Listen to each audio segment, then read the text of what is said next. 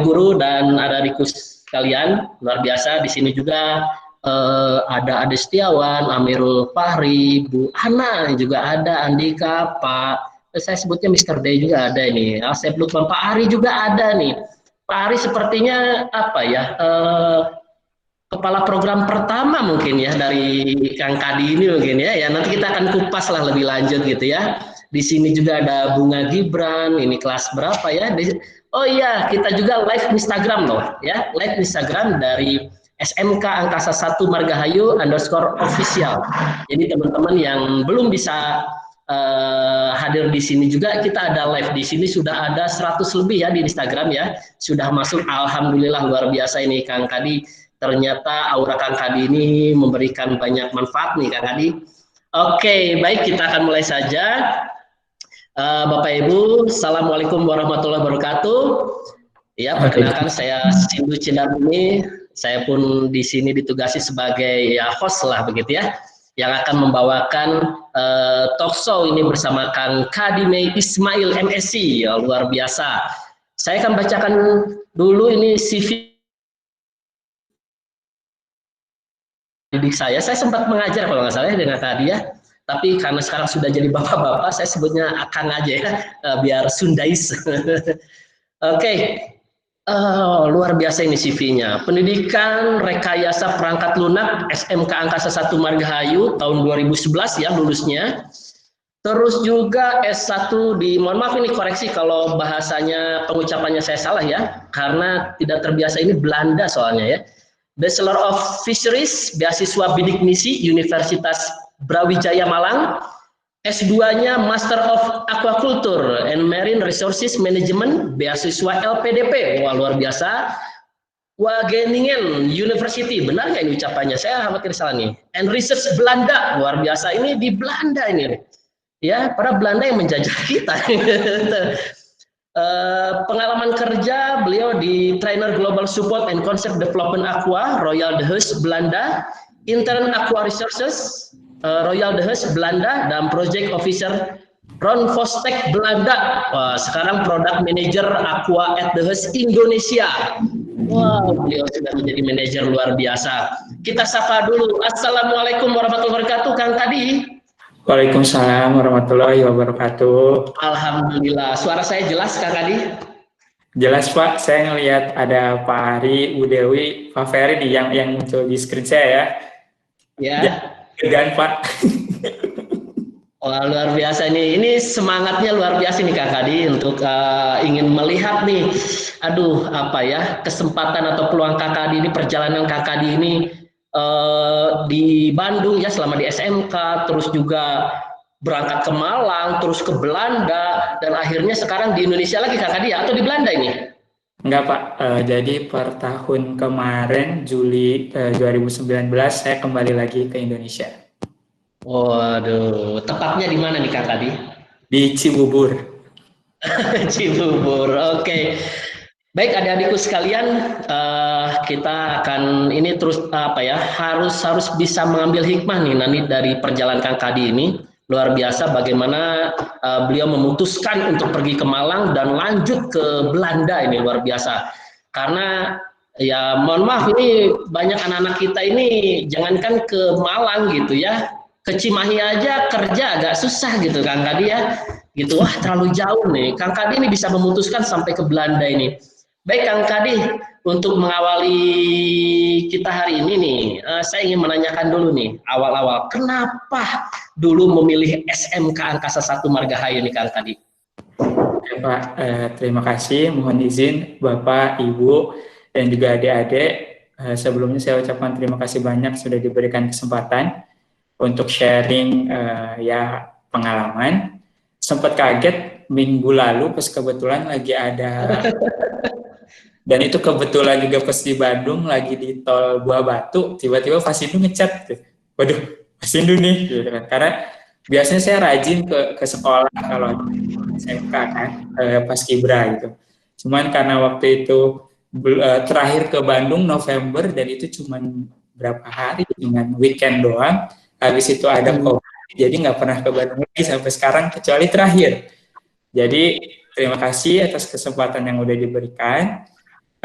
mengenai pertanyaan Pak Sindu, gimana ceritanya kok bisa pilih SMK Angkasa. Sebelumnya jujur-jujuran, jadi ketika saya lulus SMP, di situ kan SMK lagi hype tuh, Betul, jadi betul. langsung kerja dan langsung kerja. Kemudian pertama saya coba daftar dulu di beberapa SMK negeri di Kota Madia sama di Cimahi. Terus habis itu ternyata belum rezekinya. Cuman karena saya tekadnya ingin selalu menjauhi rumah, maksudnya ketika saya rumah di Banjaran, di Ciangroke lebih tepatnya, SD dekat rumah, SMP di Banjaran, saya SMA atau SMK pengennya lebih jauh gitu dari rumah. Akhirnya ada Katapang sama Angkasa. Nah, ketika di Katapang belum rezekinya juga, akhirnya di Angkasa waktu itu. Jadi sebelumnya nggak tahu, cuma saya cari aja yang jauh dari rumah yang mana. Di Katapang ternyata nggak dapet, habis itu oh ini di Margahayu ada nih gitu kan, ya udah deh yang penting itu. Akhirnya masuk. Apalagi angkasa ya. Angkasa kan jauh di bulan. Akhirnya Oke. ya coba di Angkasa, terus pas kebetulan pertama orang ketemu tuh saya Pak Haji Lili almarhum. Waktu pendaftaran dan Pak Ari juga kalau nggak salah. Waktu itu betul Pak Ari Kaprodi pertamanya, akhirnya dijelaskan dan lain-lain, akhirnya ya sudah masuklah ke rekayasa perangkat lunak di angkatan pertama. Itu Pak. Iya. RPL ini atau rekayasa perangkat lunak ini angkatan pertama ya kan tadi ya? Ya betul 2011. Iya betul sekali, itu saya ingat betul Pak Ari ya? Ya Pak Ari. Pak Ari ya, kepala programnya ya? Ya masih ingat apa ruangannya terbatas, pindah-pindah ke mana? Saya itu Kang Kadi ini apa aja ini Kang Kadi?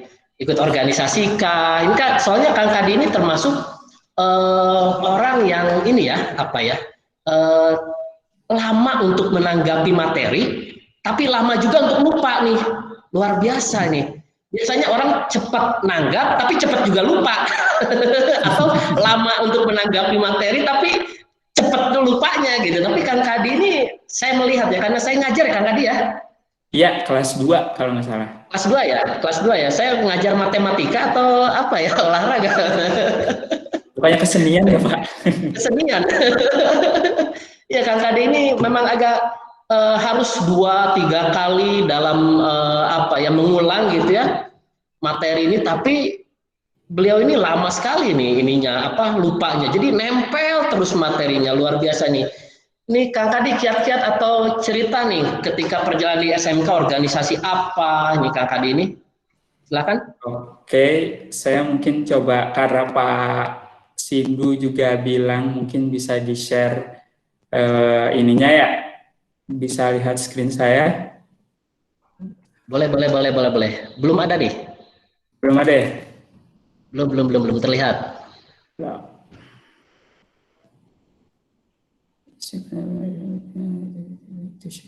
Oke. Belum Kang Kade belum terlihat. Ada foto saya yang. Oke. Wow. Cute ya. saya sampai buka-buka. Jadi ini teman dekat saya selama di SMK masih ingat ini tumpukan helm di belakang. Kemudian mungkin sekarang lebih bagus ya kalau saya lewat waktu November itu lebih bagus lah gitu bangunannya. Jadi udah banyak perbaikan. Jadi saya masuk di RPL, kemudian kegiatan organisasi saya ikut Paskibra. Jadi ada Kang Asep juga tadi saya lihat di ininya. Jadi saya ikut Paskibra dan ya banyak apa ya yang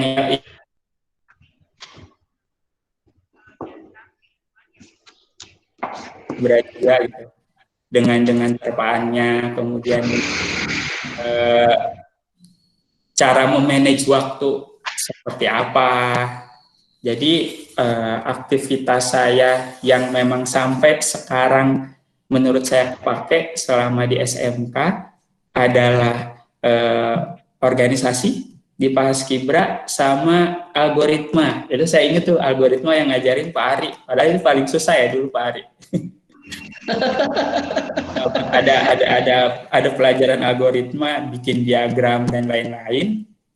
Akhirnya sekarang kepake, maksudnya karena kan di dunia kerja kadang kita suka disibukkan dengan kira-kira step-step apa aja yang memang harus kita lakukan. Ini kalau misalnya sukses seperti apa, nggak sukses seperti apa, follow up-nya akan seperti apa, next step-nya akan seperti apa, gitu kan. Dan menurut saya itu sangat-sangat berguna. Cuma kalau ditanya yang lain-lain saya udah nggak tahu karena betul-betul hijrah dari perkomputeran. Jadi yang masih diingat algoritma sama desain, karena saya benar-benar suka ngedesain. Jadi sampai sekarang masih kepake. Tapi pas Kibra itu pengalaman yang nggak pernah saya lupakan sih untuk ya sampai bisa di titik seperti ini. Wow, luar biasa. Ternyata eskul-eskul di kita juga membantu untuk karir ya, setidaknya ya. Perjalanan, betul sekali. Nah, adik-adik sekalian nih, SMK kelas 1 saat ini bahkan ada kurang lebih 15 ya, lebih ekstrakurikuler nih Kang Kadi. Banyak dulu mungkin dulu hanya beberapa ya, 10 aja kurang ini. Sekarang udah banyak ya. Alhamdulillah ini banyak. Berarti memang apa ya? Kita tidak hanya belajar saja, namun juga harus belajar berorganisasi ya Kang Kadi ya. Wow, ini Kang Kadi sedang baris berbaris ya? Ya, tuh ada Kang Asep di belakang. Luar biasa. Oke, Kang Kadi. Nah, ketika Kang Kadi nih di RPL terus kelas 3 gitu ya. Ini saya lihat Kang Kadi ini masuk bidik misi ya. Kenapa ini Kang Kadi bisa bagaimana Kang Kadi mengambil peluang atau kesempatan untuk masuk ke Universitas Brawijaya Malang sekali lagi? Kenapa harus ke Malang ini Kang Kadi? Jadi waktu itu pilihan pertamanya, ceritanya gini Pak, jadi ketika saya kelas 3, saya sudah berpikir kira-kira mau ngapain ya setelah lulus gitu. Kalau misalnya ditanya setelah lulus mau ngapain, belum pernah terlintas di benak saya kalau saya pengen langsung kerja. Saya pengen kuliah. Dan ketika saya kuliah pun, ya sebelum saya kuliah saya menentukan beberapa pilihan gitu. Pilihannya karena basicnya dari SMK, dan waktu itu kan ada tuh UMPTN apa SNMPTN yang notabene itu pelajaran SMK ya.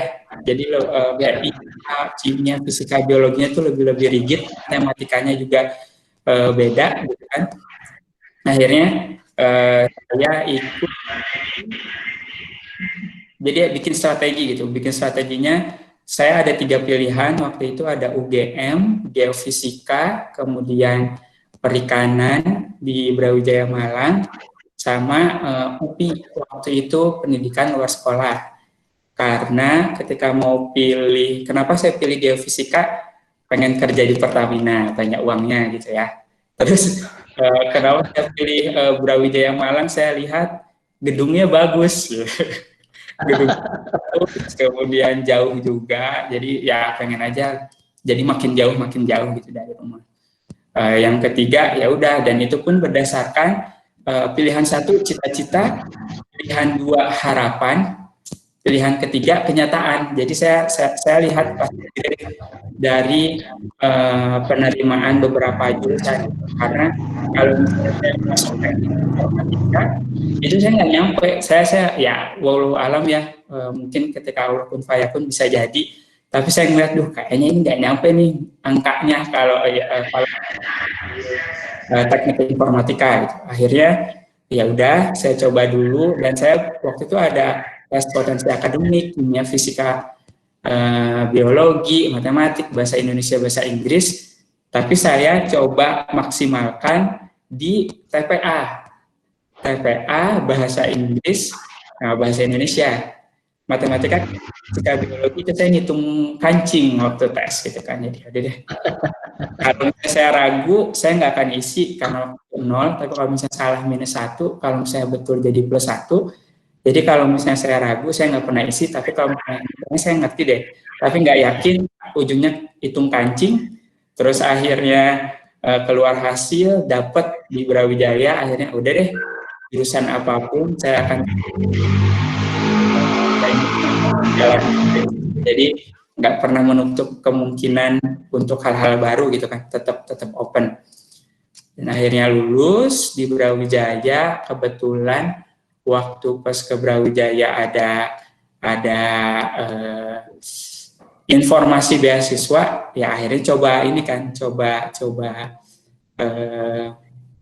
mengajukan, dan alhamdulillahnya juga ada slot, kemudian dari akademiknya mumpuni, dan akhirnya dapat gitu. Jadi ya sudah langsung lanjut. Ini foto pertama kali di Malang, ya ini istilahnya ospek ya.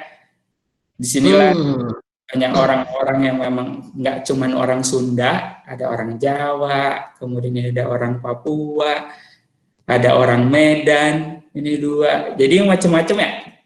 Nusantara ya. Ya. Akhirnya dari sini mulailah ya berawal dari coba-coba, tapi ada keyakinan. Kemudian karena ambil perikanan, ya saya masih pakai baju SMK waktu itu. Jadi ini lagi praktikum di laut mengenai fisikal oceanologi. Kemudian ketika kuliah juga karena hobi saya ini organisasi ya, jadi senang aja gitu. Kalau misalnya ya berorganisasi, ini saya sempat juga jadi ketua pelajar Islam Indonesia. Jadi tujuannya ya ini main-main sama adik-adik pelajar SD, SMP, SMA di Kota Malang, dan kebetulan jadi ketua juga. Banyak banget ilmu dari sini, karena mungkin ya Bapak Ibu guru yang sempat mengajar saya tahu kalau saya orangnya agak cerewet dan seneng tampil alias seneng ngomong. Jadi ya senang aja kalau misalnya bisa sharing, bisa ya berorganisasi, ya langsung mepet-mepet ke seluruh kuliah Pak, apa Pak? Padahal pertanyaan cuma nanya bidik misi.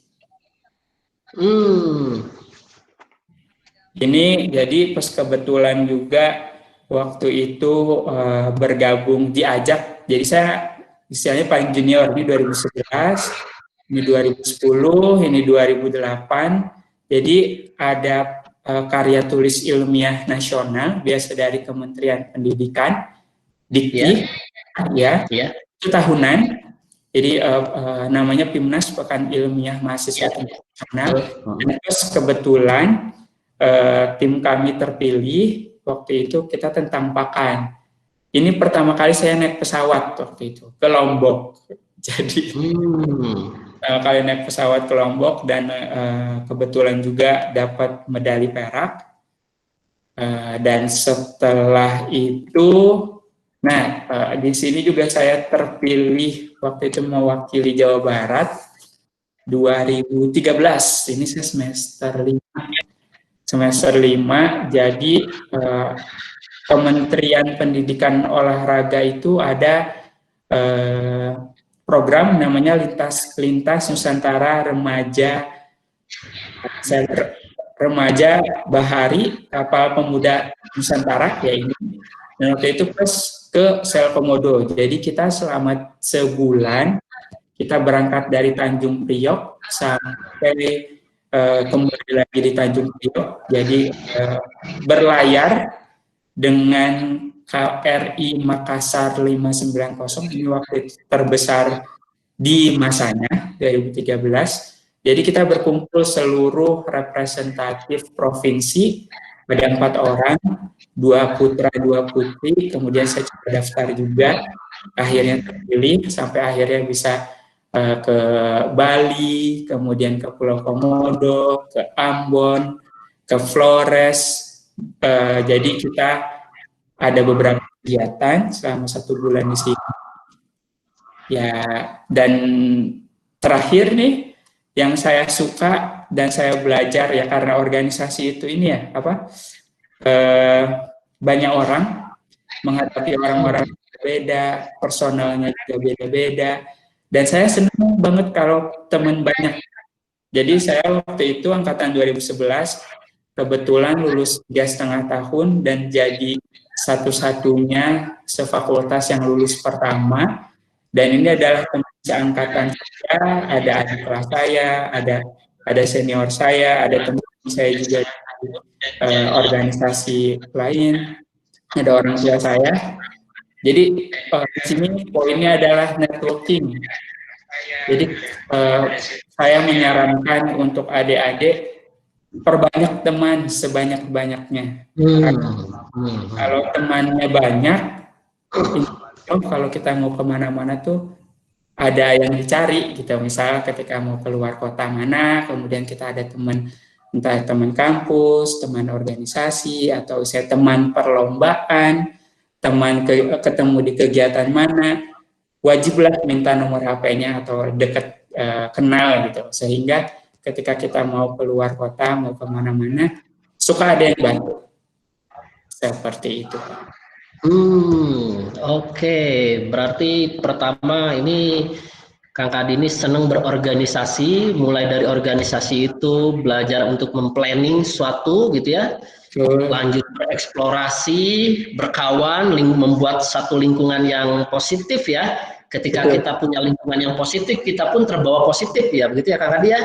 Iya, luar biasa. Alhamdulillah, makanya dengan Kang Kadi berkarya, berorganisasi, banyak teman, Kang Kadi jadi bisa kemana-mana ya. Padahal saya di Bandung terus Kang Kadi. Betul Pak, betul. Betul nih, saya naik pesawat hanya baru dari sini ke mana ya? Dan istilahnya kalau misalnya ya kitanya mau belajar, kitanya mau berproses, kitanya berani, kita bisa gratis gitu, naik pesawat, mau keluar kota, atau istilahnya cuma visit beberapa kampus, perlombaan gitu kan gratis gitu, dibiayai kampus. Betul sekali. Alhamdulillah. Betul sekali. Dan Kang Kadi pun kuliah beasiswa ya? Ya, iya beasiswa, artinya kan bisa jadi tidak mengeluarkan uang untuk kuliah gitu kan ya? Wah luar biasa. Oke, saya lihat ini Kang Kadi, setelah Kang Kadi di Universitas Brawijaya Malang, ya jurusan perikanan ya, ini langsung ke Belanda nih, S2 ya Kang Kadi ya? Iya. Iya, berarti saya melihat berarti sebelum usia 30 ini Kang Kadi sudah S2 berarti Kang Kadi ya? Alhamdulillah Pak. Bisa menceritakan ini bagaimana bisa ke Belanda ini? Nah, lagi-lagi prosesnya sama. Ketika saya di semester akhir, saya bertanya lagi sama diri sendiri, mau ngapain ya, lulus gitu. Tapi itu belum, istilahnya belum mau mendekati lulus. Jadi ada setahun sebelum lulus saya udah mulai memikirkan saya habis lulus mau ngapain ya. Gitu. Menyusun planning ya? Iya, karena misalnya ini saya paling seneng kalau misalnya saya punya sesuatu, saya tulis di kertas, saya tempel di dinding kamar, itu sangat ya wallahu alam juga, tapi kejadian gitu loh. Kalau misalnya kita tempel di kamar itu kejadian, dan itu saya dapatnya juga dari training motivasi ya di SMA, dapatnya ISQ dan lain-lain. Jadi saya terapkan itu sampai S2, saya masih terapkan itu. Kalau sekarang saya cuma nulis-nulis di HP gitu, mau ngapain. Akhirnya waktu itu saya putuskan, oke, saya mau S2 kan saya pengen jadi dosen pada waktu itu. Lagi karena saya merasa seneng aja kalau bisa sharing, seneng aja kalau bisa mengobrol gitu dengan orang banyak gitu. Karena kan misalnya kita bisa sharing, dan apalagi sharing itu nyampe dan bermanfaat gitu, itu kan amal jariahnya ke bawah terus-terusan gitu. Jadi saya benar-benar sangat menghormati Bapak Ibu guru yang memang sudah bantu saya berproses selama di SMK, terima kasih banyak, karena tanpa Bapak Ibu juga saya nggak akan bisa sejauh ini gitu. Akhirnya tentukan S2, waktu itu ada Australia sama Belanda. Terus karena waktu itu saya daftar beasiswa LPDP juga.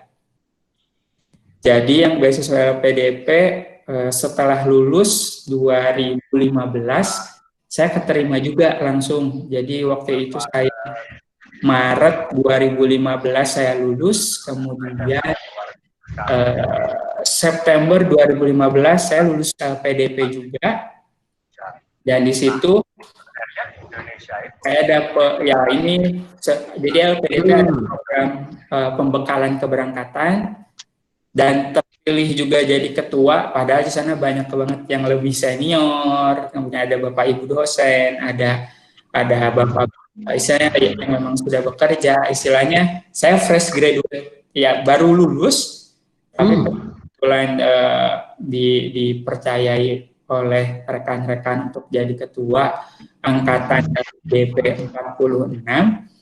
Nah dari sinilah mulai saya bertemu dari kementerian, dari industri, banyak orang gitu kan, dan akhirnya dibilang, jangan ke Australia gitu.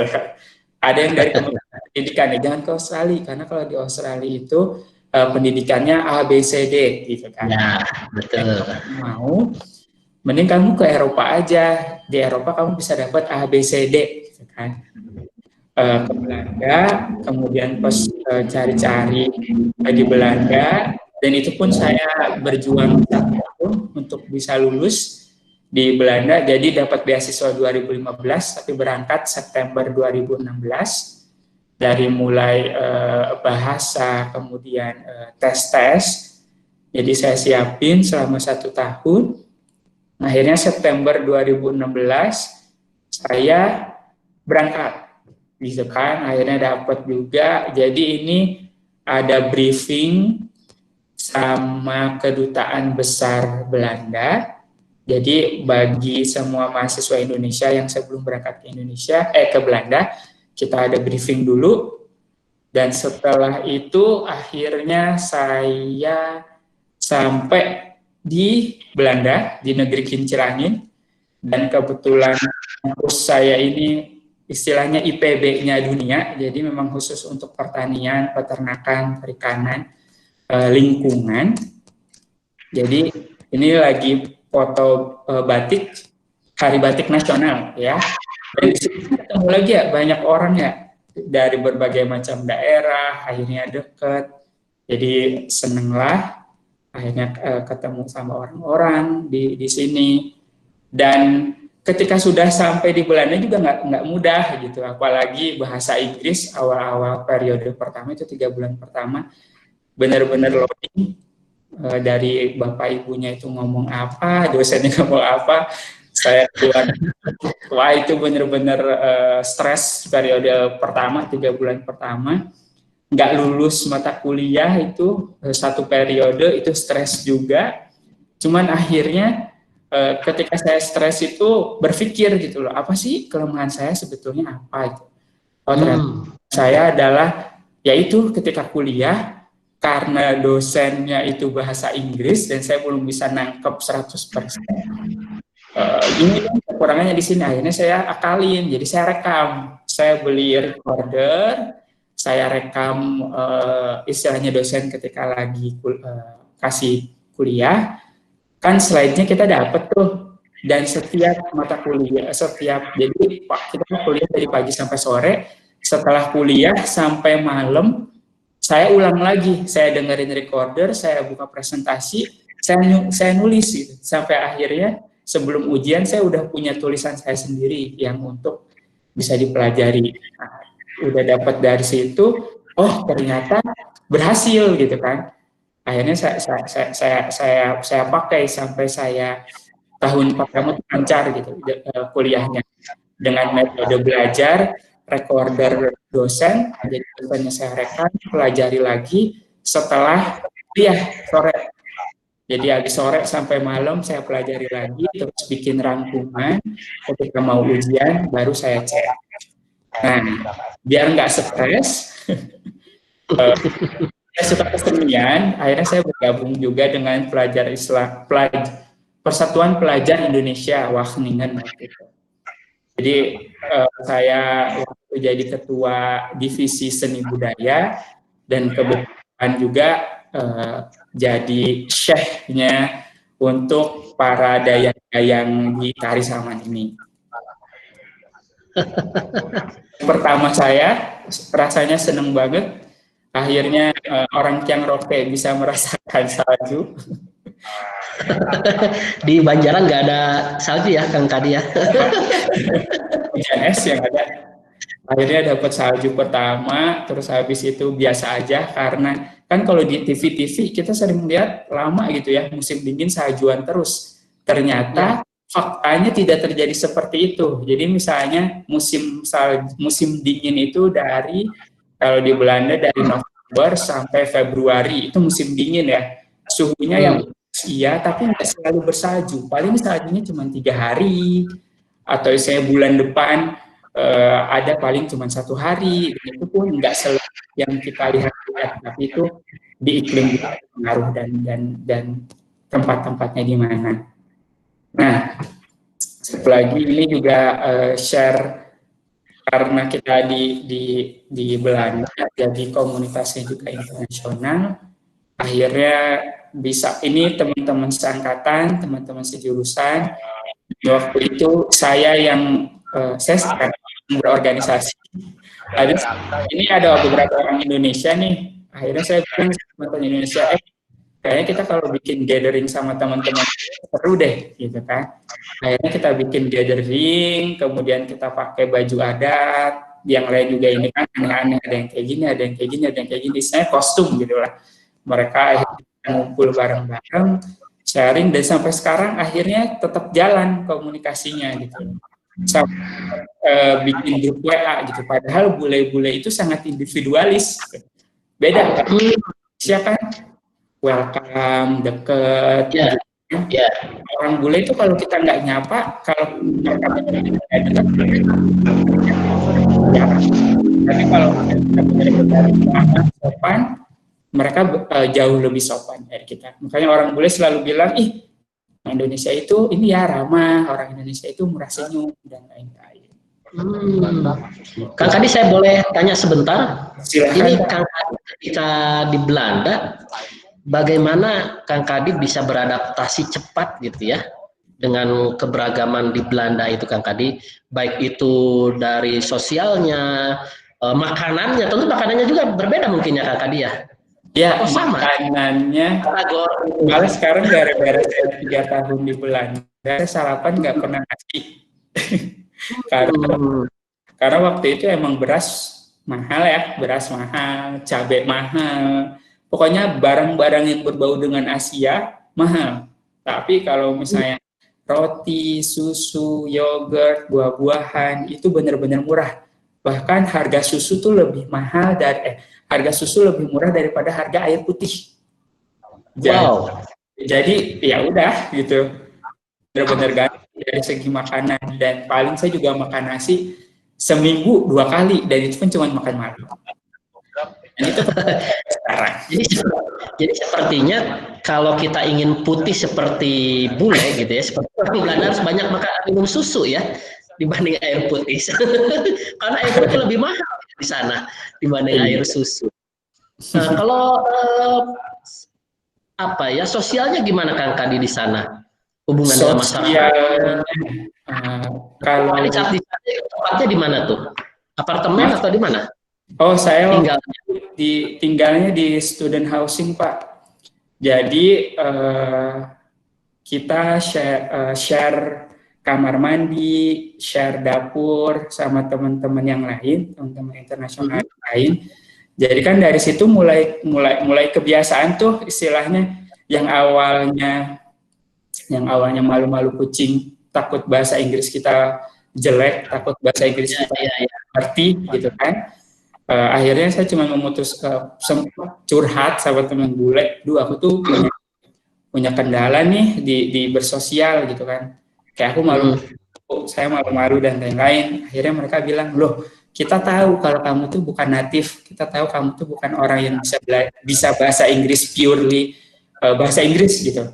Kamu tuh orang asing, kamu orang Indonesia, nggak apa-apa, kamu ngobrol aja, kamu nggak usah mikir tensis, kamu nggak usah pikir hal-hal lain, yang penting main message, pesannya tersampaikan dan kita akan berusaha mengerti apa yang kamu maksud. Nah, dari situ saya udah nggak pernah lagi mikirin tensis, saya nggak pernah lagi, maaf ya Mr. D, kalau misalnya saya bawa tensis di sini, nggak tahu apa masih bahasa Inggris atau enggak. Kalau ngomong saya nggak pernah bawa tensis sampai sekarang, yang penting teman atau lawan bicara kita paham apa yang kita sampaikan, dan saya juga udah nggak ragu lagi berbahasa Inggris, jadi ya udah.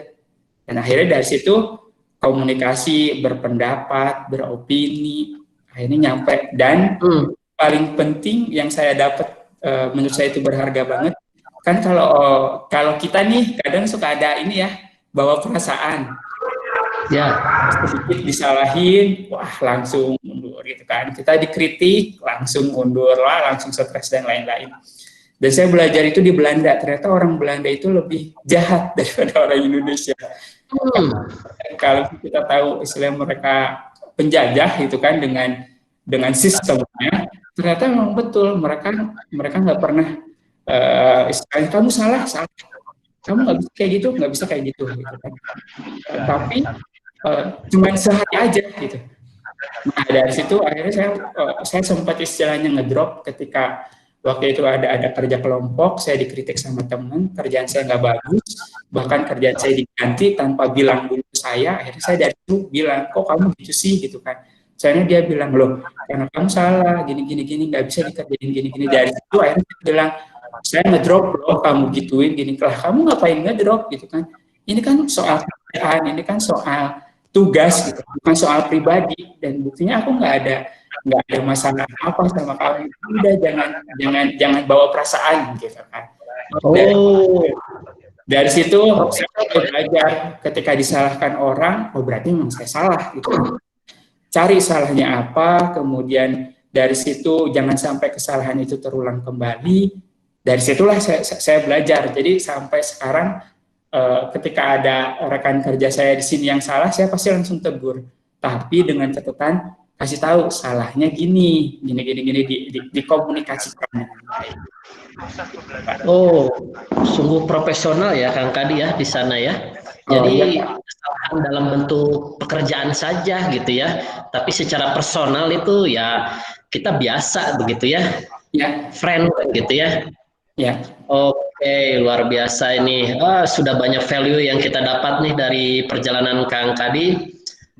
Bapak Ibu, anak-anakku sekalian, oke, bila ada yang ingin ditanyakan, silahkan bisa sampaikan nih, mumpung ada Kang Kadi di sini, ya, luar biasa pengalamannya.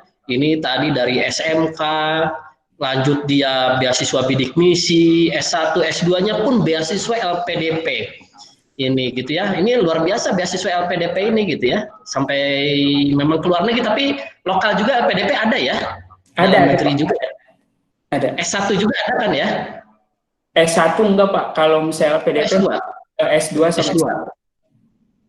S2 dan S3. Oke. Bapak Ibu, bila ada yang ingin ditanyakan langsung silahkan ke Kang Kadi nih. Pak Ari ini sepertinya mau menanyakan, atau Bu Dewi?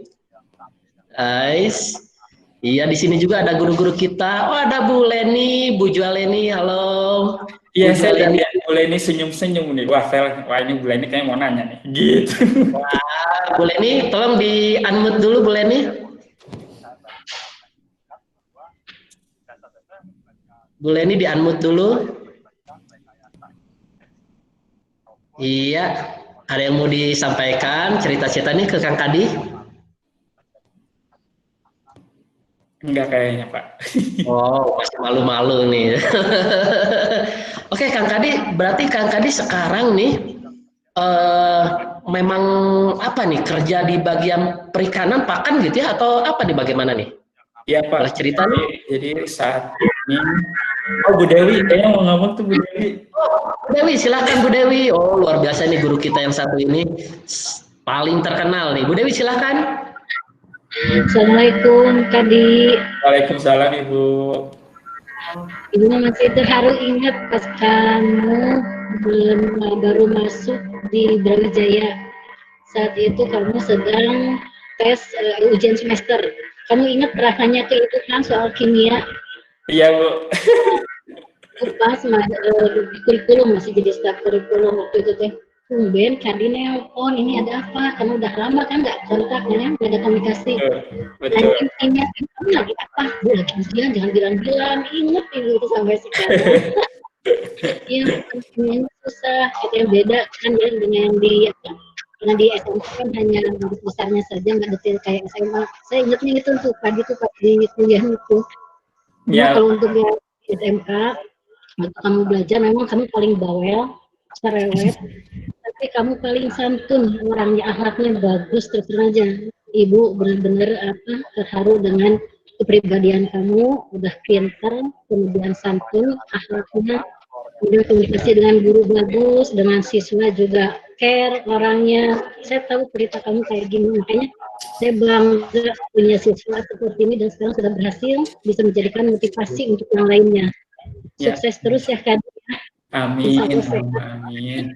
Ibu, ini suatu saat kalau pandeminya sudah selesai, mungkin kita bisa undang Kang Kadi ini dan beserta teman-teman yang lain yang sudah sukses ini untuk storytelling langsung nih di acara langsung di boleh bisa seperti itu, boleh Pak Sindu, ide yang bagus. Nanti insya Allah secepatnya kalau memang ini kondisinya sudah stabil, kita undang ya Kadi ya.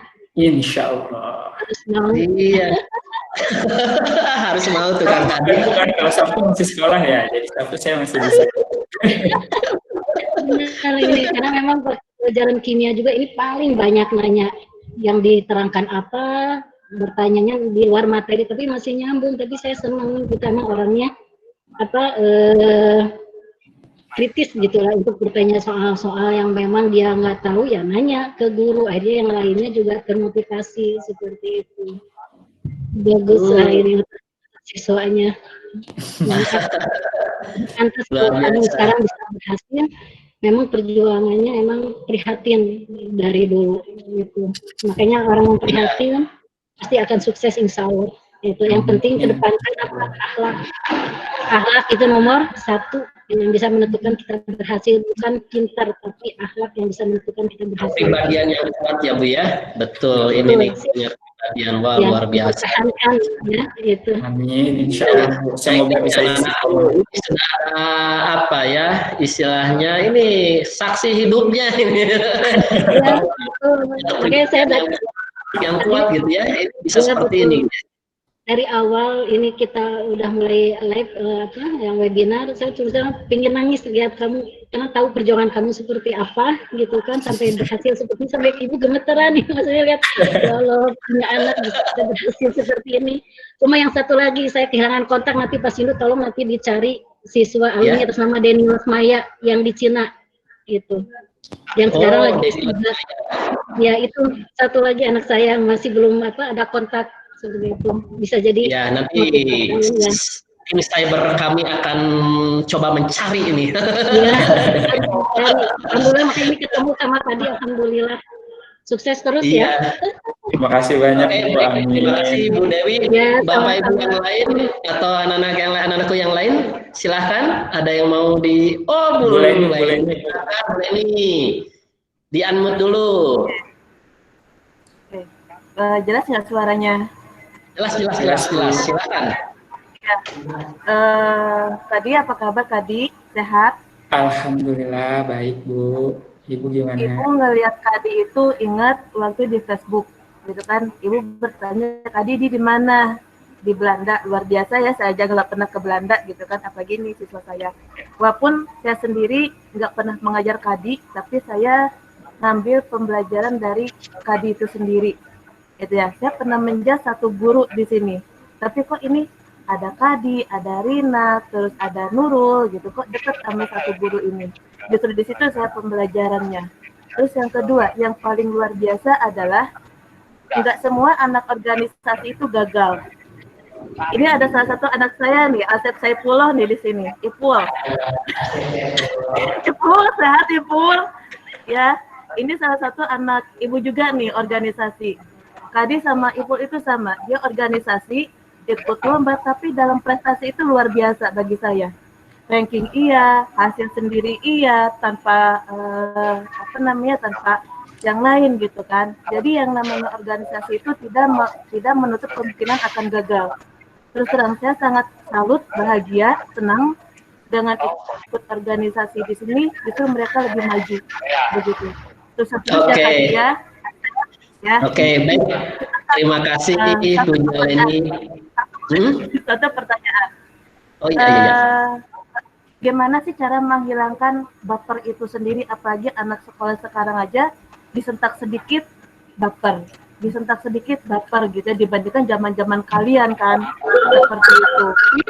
Kan sedikit baper seperti itu. Gimana sih cara menghilangkan itu semuanya? Itu saja sih. Oke, Bu. Terima kasih banyak pertanyaannya. Kalau cara gimana kita nggak dapat, yang pertama itu adalah ini nggak akan sama, istilahnya ketika kita disalahin, ketika kita dikomplain, ketika kita dikritik, dunia ini tidak berakhir. Itu yang pertama. Kemudian yang kedua, kita lihat dulu nih komplain atau istilahnya salahnya di mana. Kalau misalnya memang betul salahnya itu adalah salah kita, ya udah kita introspeksi, kita terima gitu kan. Karena kan dari salah itu ada ilmunya, kemudian dari salah itu kita bisa jadi benar gitu. Jadi setelah yang kedua kita saya introspeksi, oh betul kita salah. Yang ketiga, kita juga harus kembali lagi poin akhir yang selalu saya ingat-ingat adalah manusia itu akan selalu ada dua orang feedback ke kita, akan selalu ada yang benci, akan selalu ada yang senang. Nah kita nggak usah mikir benci, yang senang aja, karena kan dunia ini nggak berakhir. Nah dari situ ketika komplain, ketika kritik, ya udah kita terima aja dan biar nggak baper, kita pikirnya adalah oh ini pelajaran buat saya. Mungkin saat ini saya nggak nyaman di perinikan, tapi mungkin kedepannya betul-betul akan terjadi atau betul-betul akan bermanfaat gitu kan. Jadi ya sudah, jangan baper. Bahkan sampai sekarang kalau misalnya saya sama atasan sekalipun, saya pasti selalu menyampaikan opini gitu. Maksudnya ketika dia bilang ke saya, oh tadi kamu tuh salah, ini kok bisa kayak gini. Akhirnya saya bilang, klarifikasi dulu pertama kali, takutnya ada miskomunikasi kan. Enggak kok gini maksudnya gini. Oh ternyata enggak, masih tetap salah gitu kan. Di mata beliau masih tetap salah, tapi saya ngomplong karena saya sudah menyampaikan, saya enggak mendung, saya bukan aliran kebatinan.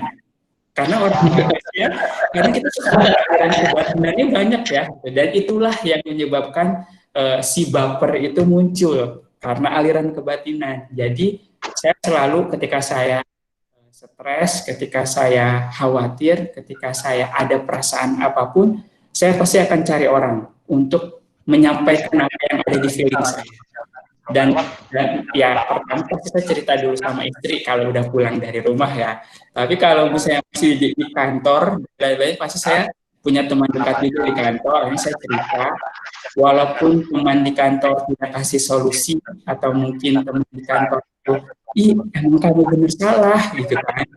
Di situ udah nggak apa-apa, terima masalah, yang penting saya sudah menyampaikan jadi ngemplong. Jadi aliran kebatinan harus kita jauhkan. Aliran kebatinan harus kita jauhkan. Luar biasa. Oke, mantap Kang Kadi, mantap, luar biasa sekali. Bapak Ibu luar biasa. Kang Kadi, mohon izin masih ada waktukah Kang Kadi? Karena ini mau ada meeting soalnya. Barusan saya bilang lagi ke teman saya karena meeting online juga. Tunggu 15 menit ya. Saya jadi nostalgia nih di sini. Lihat ada Bu Tina, ada Bu Sri. Ada ini semuanya di sini guru-guru kita kangen ini sama Kang Kadi ini. Oke, baik mungkin satu kali lagi ya Kang Kadi ya. Satu ini Mantap, lagi Pak. pertanyaan atau ada sapaan. Mungkin dari kepala programnya ini saat itu Pak Ari. Kepala program RPL pertama nih. Pak Ari, silahkan Pak Ari.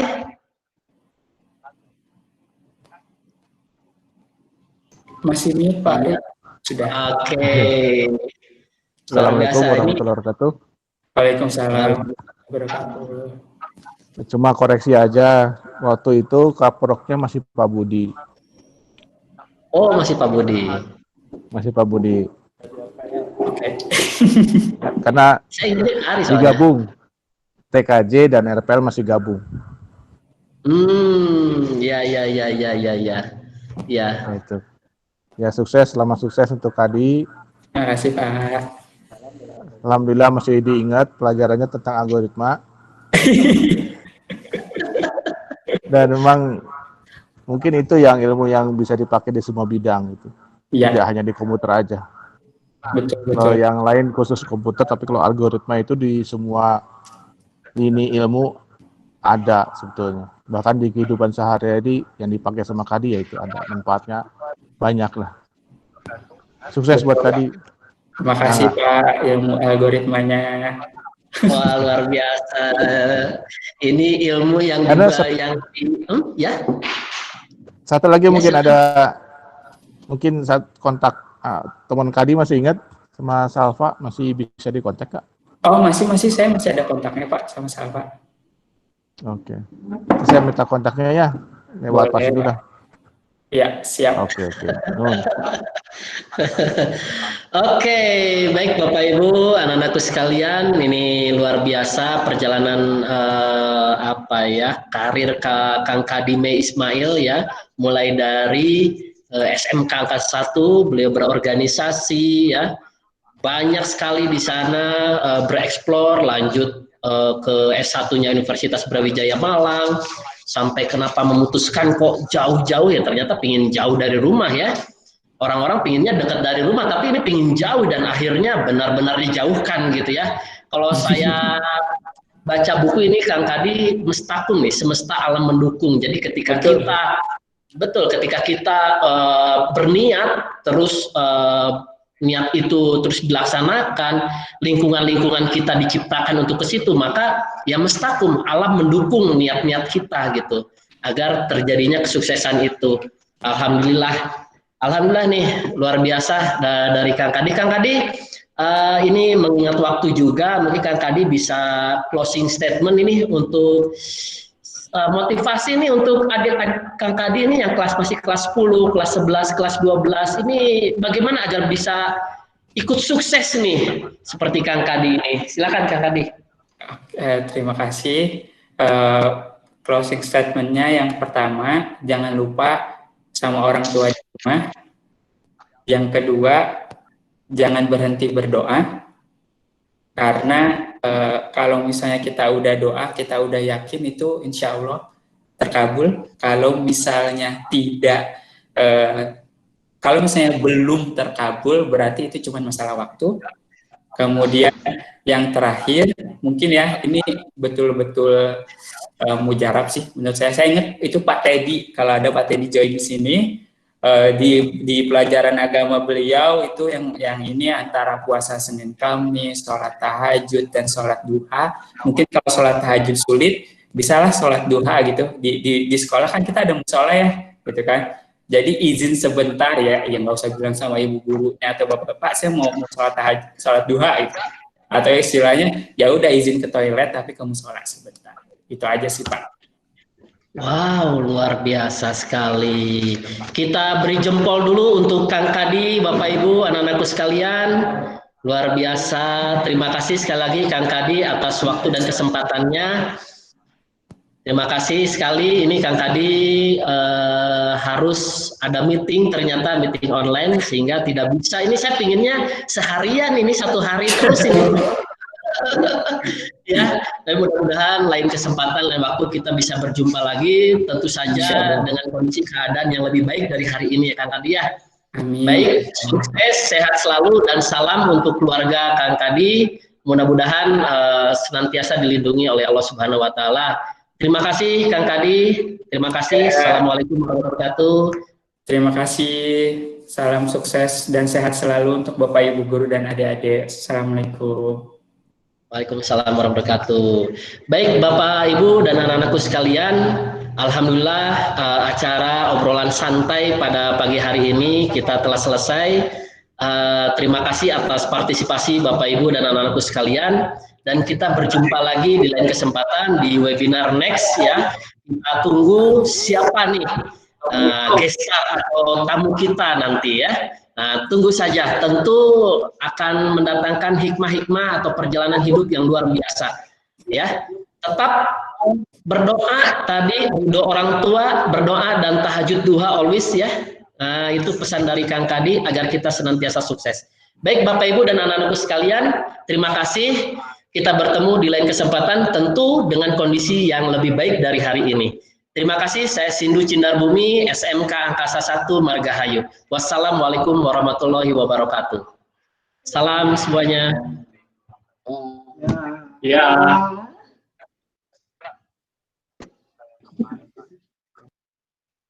Baik, Bapak Ibu dan anak-anakku bisa live dari meeting ini.